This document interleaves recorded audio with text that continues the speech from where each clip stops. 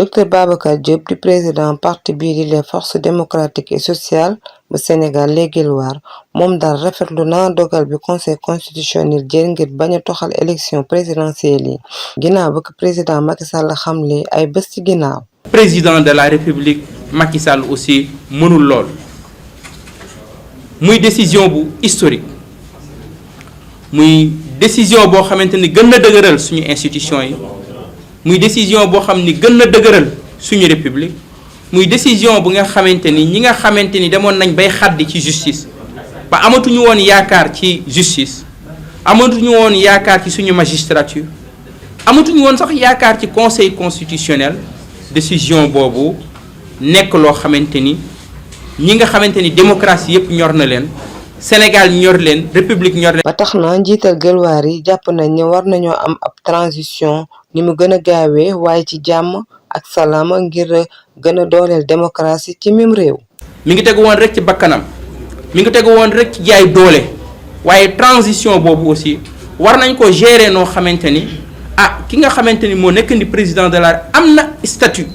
ndax institution bi gën a mag ci réew mi mooy institution. président de la république ndax président de la république institution la moom moo jiite institution boobu kon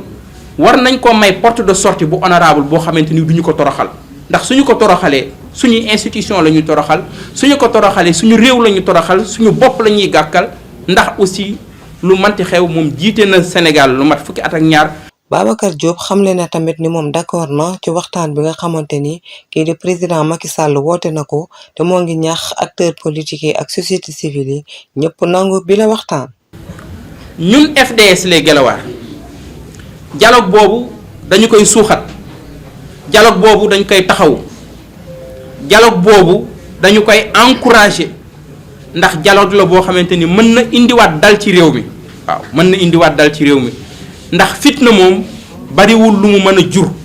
ginnaaw askan wi am na taxawaay ba yegsi nañu fii ba moom li wóor ba wóor mooy le 2 avril la mandaam di jeex ñu mën ko gunge ak mat gu mat sëkk. ngir waxtaan boobu lay antu faaw ñu bàyyi détenu politique yi nekk ci kaso yi ki ci mel ni Ousmane Sonko ak Bassirou Diomaye Faye bu ñu sukkandikoo ci ay kàddoom ndax ñooñu war nañoo mën a bokk ci élection yi dem campagne ñi seeni ay morom ku sénégalais wóolu rek mu jiite ñu. ba tax na bile dialogue sax occasion la ngir Macky Sall am génn bu rafet maanaam ab porte de sortie bu honorable docteur Babacar Diop président des forces démocratiques du Sénégal les Guelwaar a salué le rétablissement de l'état de droit par le conseil constitutionnel qui a cassé le décret présidentiel reportant les élections du 25 février 2024. Cette décision du conseil constitutionnel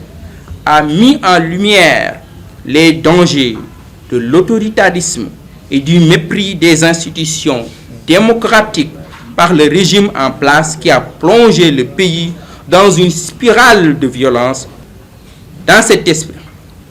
FDS les Guelwaar prend acte de la volonté affichée du président de la République de respecter la décision du Conseil constitutionnel. Le président des FDS les Guelwaar estime qu'une transition pacifique mais rapide s'impose à eux tous. Cette démocratie permettra non seulement de respecter les principes démocratiques, mais d'assurer une transition politique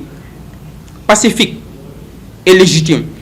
gage de vitalité de notre démocratie. Par ailleurs, il est favorable au dialogue lancé par le chef de l'État et invite les autres à faire de même pour préserver la paix et la stabilité de notre cher Sénégal. Pour préserver la paix, la stabilité.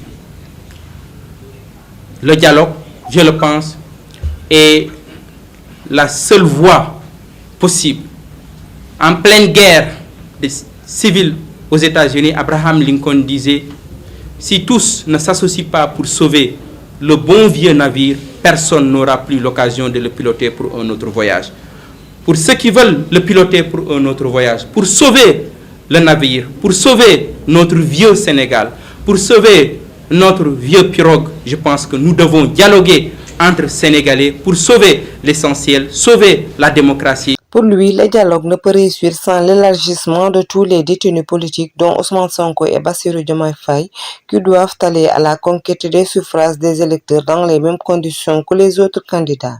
Il estime que le dialogue sera une concertation qui permettra d'aménager une porte de sortie au président Macky Sall dont le mandat expire le 2 avril 2024.